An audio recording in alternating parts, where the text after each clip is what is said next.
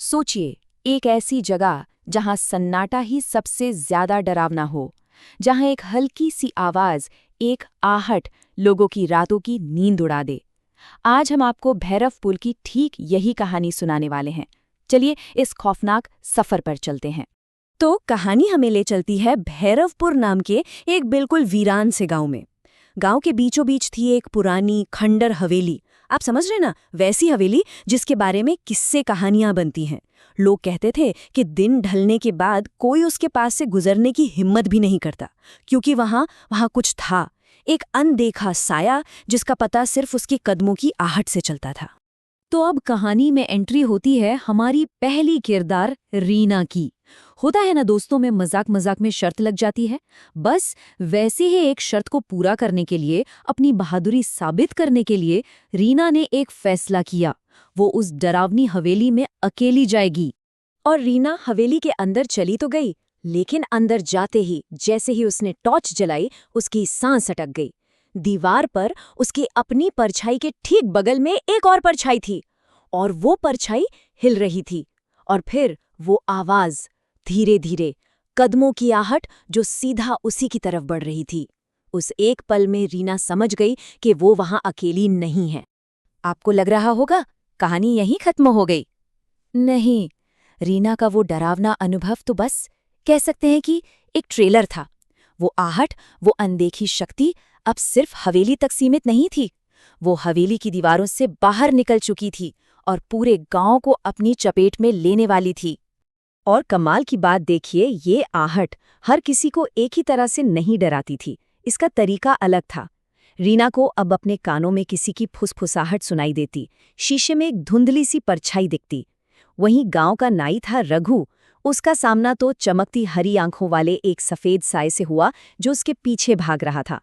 और सबसे हैरान करने वाली बात, अनिरुद्ध, स्कूल के मास्टर जो इन सब बातों को अंधविश्वास मानते थे, उन्हें भी एक रात खाली सड़क पर अपने पीछे भारी कदमों की साफ आवाज सुनाई दी।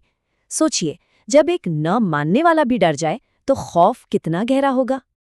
लेकिन इन सारे अलग अलग डरावने हादसों में एक चीज कॉमन थी, एक डरावनी फुसफुसाहट जो कई लोगों ने सुनी। और वो फुसफुसाहट कहती थी, तेरा समय आ गया है।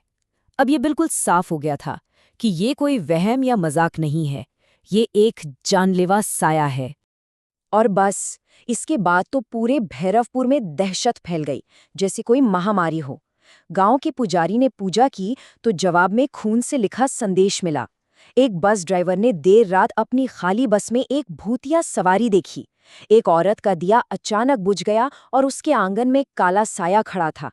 मतलब कोई भी सुरक्षित नहीं था। आहट की ये कहानियां अब गांव की जिंदगी का एक खौफनाक सच बन चुकी थीं। खैर, जब बात हद से बढ़ गई और डर ने पूरे गांव को जकड़ लिया तो पुलिस को दखल देना पड़ा। और इस केस की जांच के लिए आए डीसीपी अरविंद। अरविंद एक ऐसे अफसर थे जिन्हें इन भूत प्रेत की कहानियों पर बिल्कुल यकीन नहीं था। उनके लिए ये सब बस एक अंधविश्वास था। तो सच का पता लगाने के लिए डीसीपी अरविंद अकेले रात के अंधेरे में उस हवेली में पहुंच गए।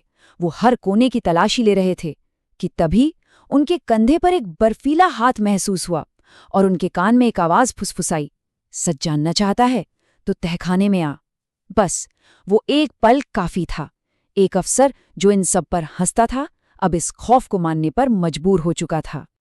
अब जब डर की हकीकत सामने आ चुकी थी तो उसका सामना करना भी जरूरी था। और इसके लिए एक टीम बनी, उन लोगों की जिन्होंने इस आहट को सबसे करीब से महसूस किया था। रीना, जिसकी वजह से ये सब शुरू हुआ था। अनिरुद्ध, वो मास्टर जिसका यकीन टूट चुका था।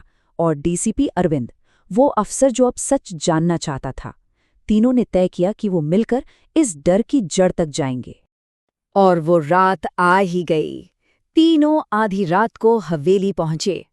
चारों तरफ मौत जैसा सन्नाटा, और उस सन्नाटे को चीरते हुए वो लोग हवेली के तहखाने में उतरने लगे। वही तहखाना जहां वो अनदेखी ताकत सबसे ज्यादा महसूस होती थी। तहखाने में उतरते ही उन्हें दीवार पर कुछ लिखा दिखा, खून से, और उस पर लिखा था, आहट से बचना मुमकिन है। ये पढ़कर उनकी रही सही हिम्मत ने भी जवाब दे दिया। ठीक उसी वक्त तहखाने के एक कोने से एक सफेद साया सामने आया और सदियों पुराना राज खुल गया। वो थी ललिता, इस हवेली की मालकिन की आत्मा। कहानी ये थी कि 100 साल पहले ललिता के लालची पति ने उसे दौलत के लिए इसी तहखाने में जिंदा दफना दिया था, और उसकी चीखें, उसके कदमों की आवाज, वही थी वो आहट जो पूरे गांव में गूंज रही थी। ललिता की आत्मा ने उन्हें आखिरी चेतावनी दी। उसने कहा कि उसका श्राप हमेशा रहेगा, और जो लोग अब ये सच जान चुके हैं वो भी इस आहट से कभी बच नहीं सकते। और इतना कहते ही पूरा तहखाना कांपने लगा, जैसे वो ढहने वाला हो। जैसे तैसे वो लोग उस ढहते तहखाने से बाहर निकले। अब उनके पास सिर्फ एक ही रास्ता बचा था। इस श्राप को हमेशा के लिए खत्म करने के लिए उन्हें एक आखिरी और बहुत बड़ा कदम उठाना था। तो डीसीपी अरविंद के कहने पर सभी गांव वालों ने मिलकर उस मनहूस हवेली को आग लगा दी। उम्मीद बस इतनी थी कि आग में ललिता के अवशेष जल जाएंगे और उसकी आत्मा को शायद मुक्ति मिल जाएगी। पूरी हवेली धू-धू करके जल गई और राख में बदल गई। उस रात कई सालों में पहली बार भैरवपुर में पूरी तरह खामोशी थी। कोई आहट नहीं, कोई डर नहीं। सबको लगा, चलो आखिरकार ये बुरा सपना खत्म हुआ। शांति तो थी, लेकिन क्या वाकई डर खत्म हो गया था? क्या एक हवेली को जला देने से वो आहट भी हमेशा के लिए खामोश हो सकती थी? या ये किसी बड़े तूफान से पहले का सन्नाटा था? और कहानी का असली सबसे डरावना मोड़ तो अब आना था। कुछ दिन बीत गए, सब नॉर्मल था। एक रात रीना अपने कमरे में पढ़ रही थी कि तभी उसे वो आवाज फिर सुनाई दी। वही जानी पहचानी कदमों की धीमी आहट, जो उसके कमरे के कोने से उसी की तरफ बढ़ रही थी। तब उसे समझ आया कि आहट कभी हवेली में थी ही नहीं। भैरवपुर की हवेली का राज तो खुल गया, पर वो आहट आज भी जिंदा है। ये कहानी एक बात साफ करती है कि कुछ डर इमारतों या जगहों से नहीं बंधे होते। वो साये की तरह होते हैं जो आपके साथ चलते हैं। और आहट एक ऐसा ही अनदेखा साया है जो एक बार किसी को सुनाई दे जाए तो फिर जिंदगी भर उसका पीछा नहीं छोड़ता।